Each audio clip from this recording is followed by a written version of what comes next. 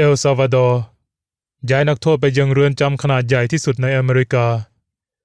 คุกของสมาชิกแก๊ง 40,000 คนซานซัลวาดอร์24 กุมภาพันธ์ 2023ท่ามกลางสงครามปราบปรามแก๊งของประธานาธิบดีนักโทษรายแรกก้าวเท้าเหยียบเรือนจำแห่งใหม่ของกลุ่มอันธพาล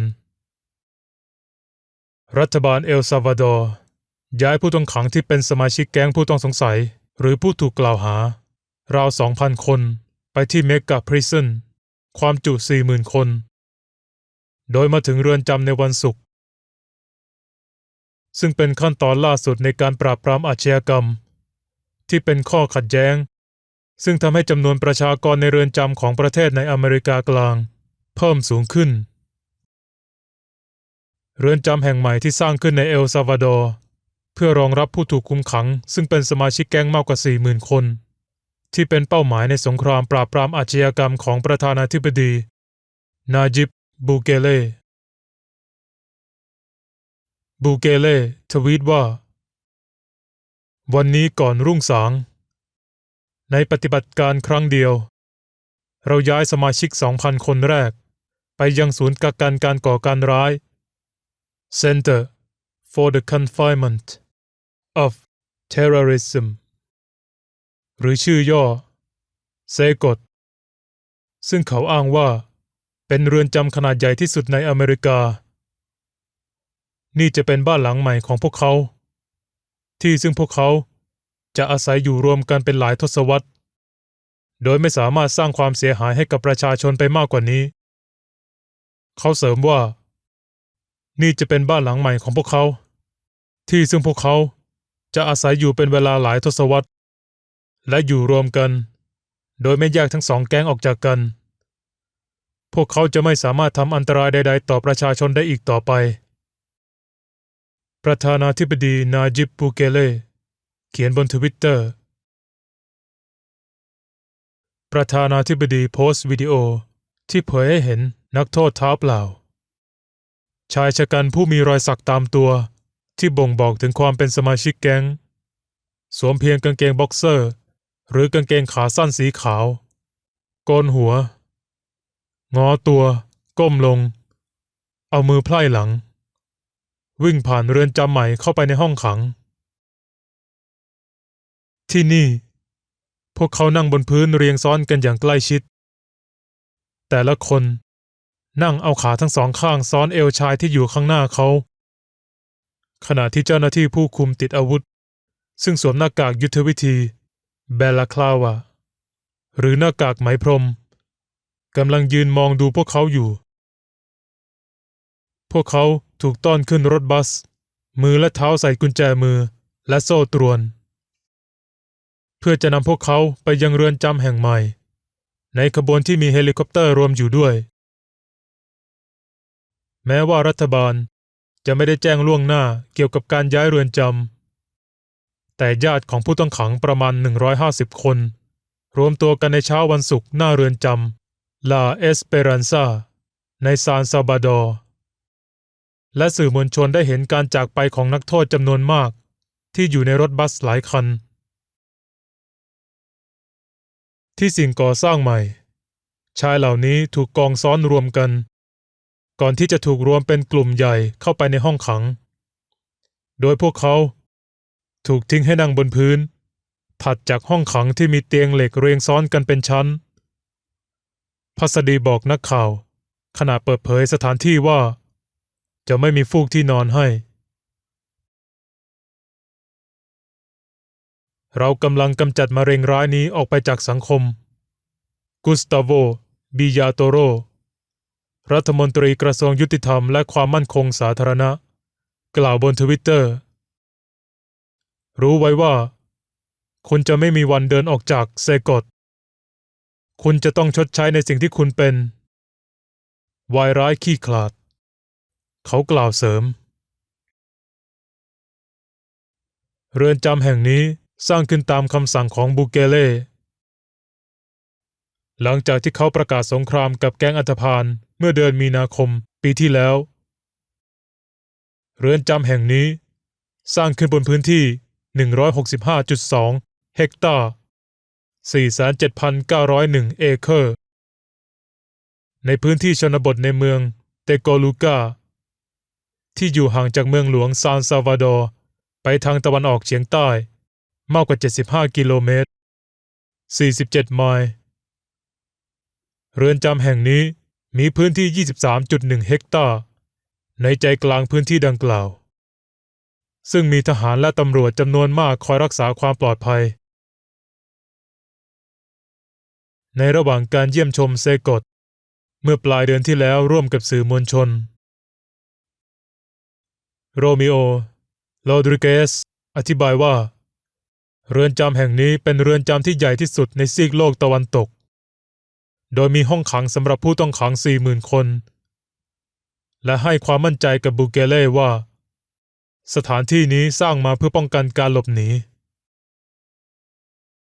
ประกอบด้วยอาคารคอนกรีตเสริมเหล็ก 8 หลัง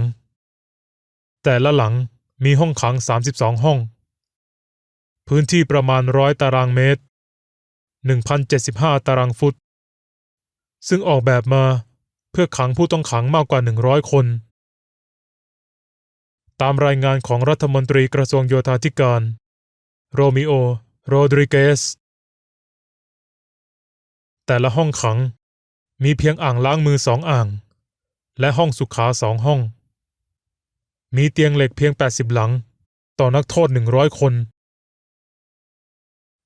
กลุ่มสิทธิและผู้สังเกตการณ์ต่างวิจารณ์การก่อสร้างว่าละเมิดมาตรฐานการคุมขังจะไม่มีที่นอนในห้องขังผู้คุมเรือนจำซึ่งสวมหน้ากากไหมพรมเพื่อป้องกันตัวตนกล่าวกับนักข่าวเมื่อโครงการเปิดตัวในขณะที่เรือนจำมีห้องโถงสำหรับรับประทานอาหารห้องออกกำลังกายและโต๊ะปิงปองแต่มีไว้สำหรับผู้คุมนักโทษ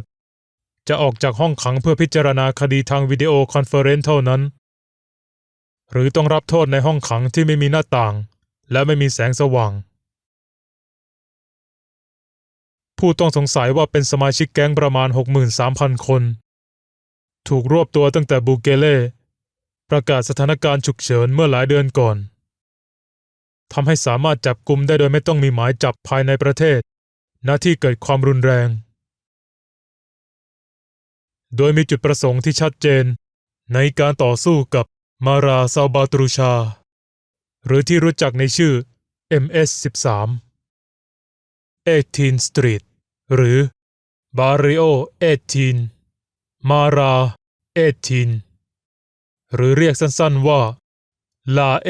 18 ชื่อเรียกในอเมริกากลางบูเกเล่ขอให้พันธมิตรของเขาในสภาคองเกรสของเอลซัลวาดอร์ผ่านเงื่อนไขข้อยกเว้นเมื่อปีที่แล้วซึ่งถูกขยายระยะเวลาออกไปหลายครั้งตั้งแต่นั้นมาบูเกเล่กล่าวว่ารัฐบาลต้องการอำนาจพิเศษในการจัดการกับแก๊งอันธพาลและตั้งแต่นั้นมาพันธมิตรฝ่ายขวาของเขาในสภาก็ลงมติทุกเดือนเพื่อต่ออายุข้อยกเว้นโดยระงับสิทธิตามรัฐธรรมนูญบางส่วนหลังจากคดีฆาตกรรมที่มีสาเหตุมาจากกลุ่มอาชญากรพุ่งสูงขึ้นอย่างรวดเร็วตั้งแต่นั้นเป็นต้นมาผู้ต้องสงสัยมากกว่า 64,000 คน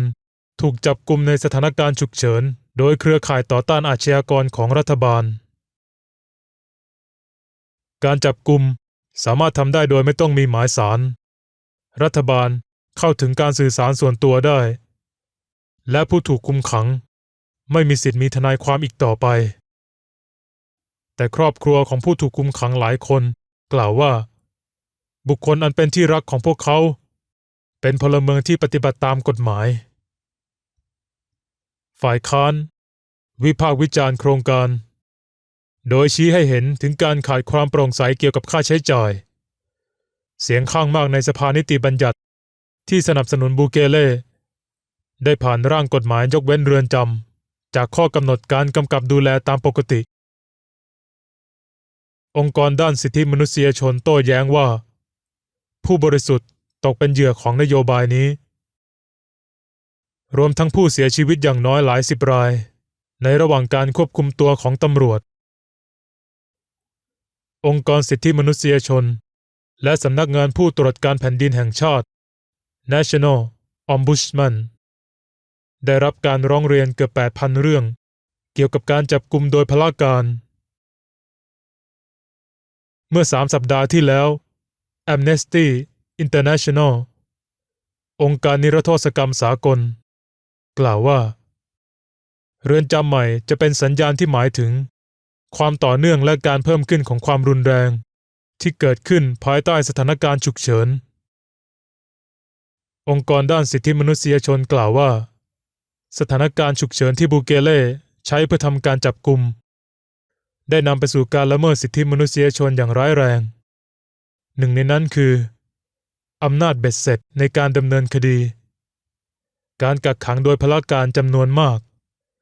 การปฏิบัติต่อผู้ถูกคุมขังที่โหดร้ายโดยการทรมาน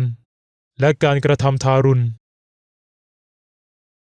แต่การผลักดันวาระการต่อต้านกลุ่มแก๊งอันธพาลของบูเกเล่